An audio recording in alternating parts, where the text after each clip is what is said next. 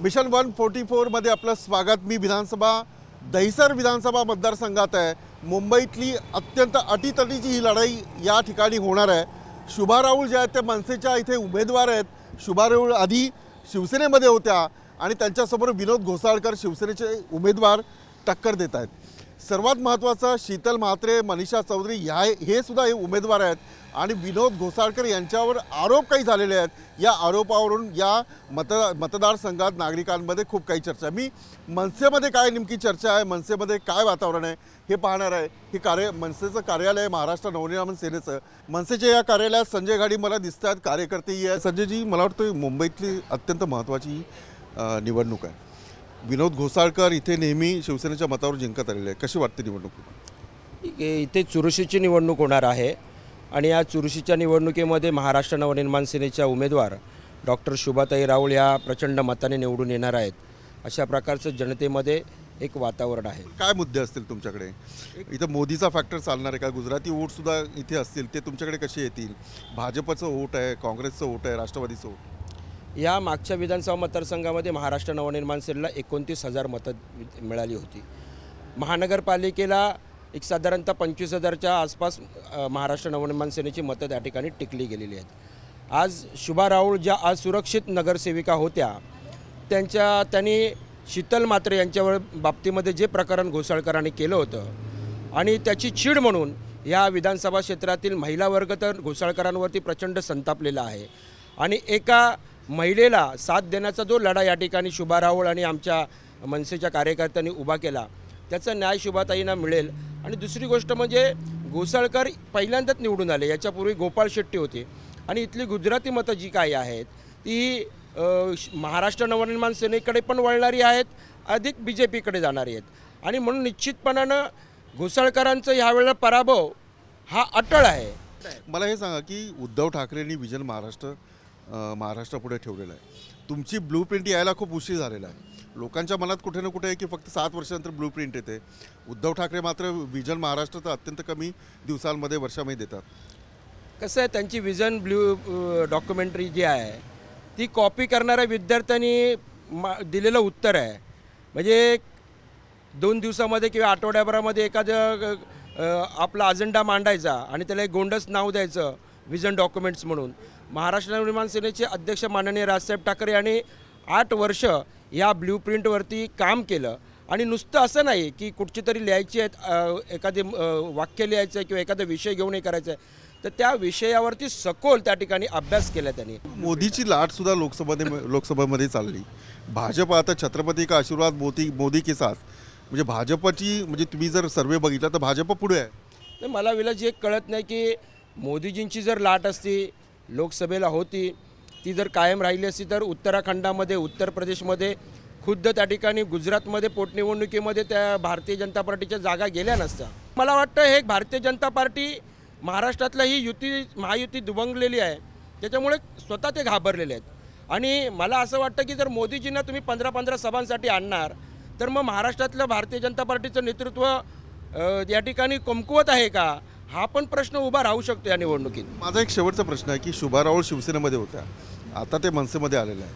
म्हणजे शिवसेनेच्या जीवावर सगळी सत्ता मिळवली आणि आता फक्त उमेदवारी मिळाली नाही म्हणून त्या इकडे आल्या, असा आरोप इथले नागरिक करतात, शिवसैनिक करतात। नाही, उमेदवारी मिळाली नाही म्हणून त्या या मनसेमध्ये आल्या असं नाही। त्यांचा हा लढा होता। त्या असुरक्षित महिला नगरसेविका ज्या आहेत, शीतल म्हात्रे आहेत, शुभाताई आहेत, भारतीय जनता पार्टीच्या चौधरी मॅडम आहेत, या तिघी या ठिकाणी या एका प्रवृत्तीच्या विरोधामध्ये लढा देत होते आणि न्याय मागत होते।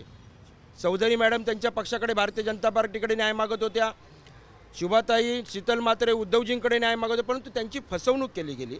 आणि मग ह्या राजकीय व्यवस्थेमध्ये आपण घट्ट राहायला पाहिजे, ह्या लढा पुढे नेला पाहिजे। याच्यासाठी महिलांच्या सबलीकरणासाठी, महिलांच्या सुरक्षिततेसाठी माननीय राजसाहेबांकडे त्यांनी आल्या आणि राजसाहेबांनी त्यांना आपल्या पक्षामध्ये घेऊन ताबडतोब उमेदवारी दिली। मी आता भेटणार आहे शीतल म्हात्रे, काँग्रेसच्या उमेदवार, त्या इथे आहेत, मी तिथे जातो। काँग्रेसच्या उमेदवार शीतल म्हात्रे आपल्यासोबत आहेत। शीतलजी, सगळ्या मुंबईचं लक्ष या निवडणुकीकडे लागलं आहे। दहिसरमध्ये विनोद घोसाळकर समोर आहेत, शुभा राऊळ आहात, तुम्ही आहात, मनीषा चौधरी आहे। काय निकाल अपेक्षित आहे तुम्हाला? निकाल कशामुळे विचारता तुम्ही मला हा प्रश्न? 3 महिला विरुद्ध एक उमेदवार अशी काही लढाई आहे? अशी काही लढाई नाही. सगळ्या पक्षाने म्हणजे मी माझ्या पक्षाचं स्पेसिफिकली म्हणेन की पक्षाने उमेदवारी दिलेली आहे आणि योग्य तो विचार करून दिली असावी. तर म्हणून मी असं नाही म्हणत आहे की 3 महिला विरुद्ध म्हणजे एका पुरुषाच्या विरोधात.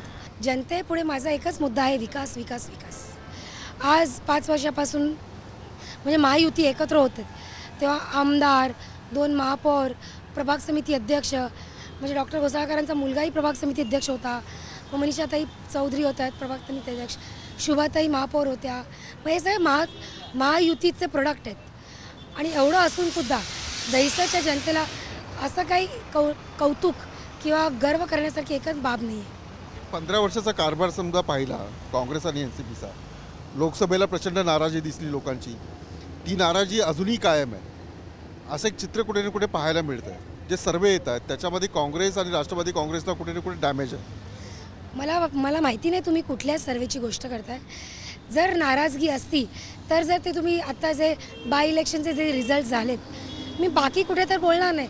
गुजरातमध्ये बघा तुम्ही रिझल्टमध्ये सगळीकडे ऑलमोस्ट काँग्रेसनी गड जिंकलेला आहे. म्हणजे गुजरातमध्ये ती कुठली सीट तिथे जिकडे लाख मतांनी काँग्रेस मागे होती, आज ती सीट आपण जिंकून काढलेली आहे. म्हणजे कुठेतरी जी लोकांना स्वप्न दाखवली गेलेली ती लोकांना कळलेली आहे, ती लोकांची दिशाभूल केलेली तर आता लोक समजून चुकलेले आहेत आणि आता ते ह्या निवडणुकीत विधानसभेत दिसेल.